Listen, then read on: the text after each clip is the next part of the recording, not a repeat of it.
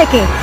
এই মালদা থেকে কয়েকদিন আগেই শ্রীরামচন্দ্রের বিসর্জনকে কেন্দ্র করে মোথাবাড়ির মতো রণক্ষেত্র পরিস্থিতি তৈরি হয়ে গেছিল।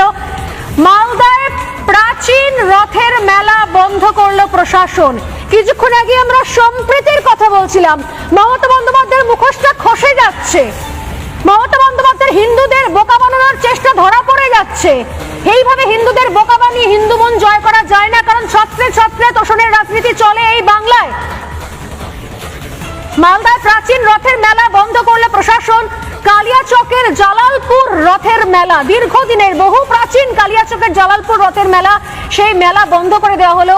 কালিয়াচকে 629 বছরের পুরনো এই রথের মেলা, 629 বছরের পুরনো রথের মেলা বন্ধ করে দিল প্রশাসন। অনুমতি দেয়নি, রথের মেলা অনুমতি দিল না পুলিশ।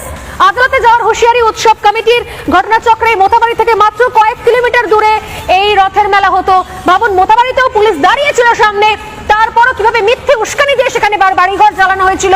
আর এখন 629 বছরের পুরনো রথের মেলা, সেটাতেও অনুমতি দিচ্ছে না প্রশাসন। এইটা হচ্ছে সম্প্রীতি।